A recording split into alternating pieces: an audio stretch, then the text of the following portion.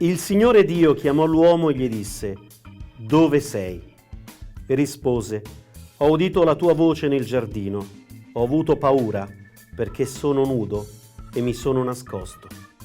Il primo libro della Bibbia è la Genesi, il libro forse più famoso. Un libro che ci introduce in un lungo viaggio e molti questo viaggio forse non sono più disposti a farlo, eppure se si ha la pazienza si rientra in quel territorio dove tutti siamo nati. Provate a pensare a questa immagine, all'immagine che Michelangelo affresca sulla volta della Cappella Sistina. È una delle tante immagini, forse la più straordinaria, che cerca di ritrarre quel momento, il momento della creazione. Il libro della Genesi ci offre 11 capitoli densi di immagini, alcune mitologiche, alcune che vogliono essere anche filosofiche, in alcuni secoli si è creduto anche scientifiche, eppure non possiamo sottrarci al fascino straordinario di questa immagine, l'immagine della creazione, l'immagine di Adamo ed Eva, di Caino ed Abele. Tutti noi là siamo nati e questa domanda, la domanda di Dio all'uomo impaurito: dove sei? La prima grande domanda che troviamo all'interno di questo libro. Come vogliamo aiutarvi a leggere questo libro? In maniera molto semplice.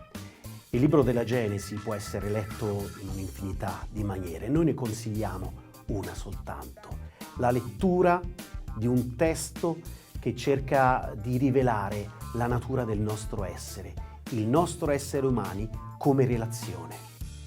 Adamo ed Eva, la prima grande relazione, ma prima ancora la relazione che Dio intraprende con Adamo, una relazione subito problematica. Tutti noi conosciamo la colpa di Adamo ed Eva.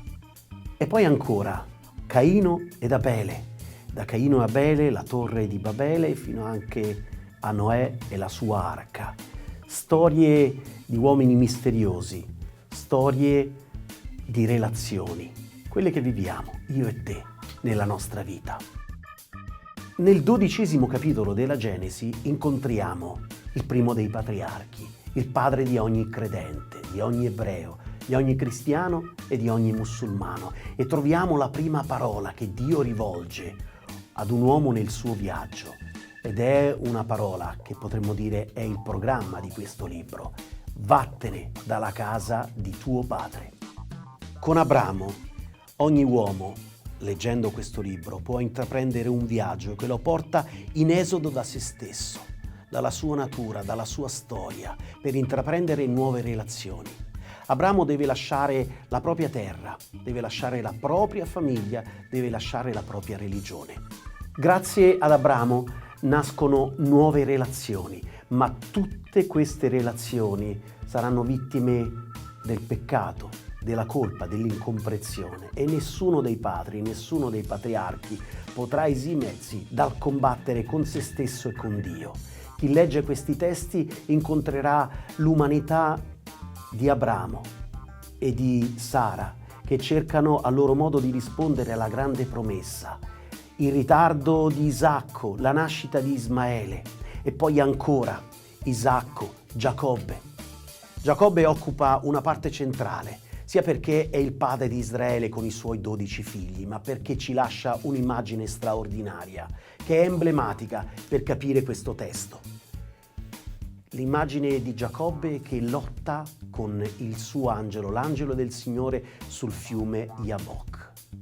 L'immagine della relazione con Dio, una relazione che può essere mortale, una relazione che è un vero combattimento. E il libro della Genesi si conclude con i 12 fratelli e un fratello un po' diverso. Anche qui una relazione problematica. Giuseppe, l'uomo dei sogni, e questi 11 fratelli che lo vendono a dei madianiti e prima lo mettono nel profondo di un pozzo. Giuseppe arriverà in Egitto, diventerà il principe d'Egitto e lì sarà pronto per iniziare una storia che ci porterà al secondo libro, il libro dell'Esodo, libro della Epopea.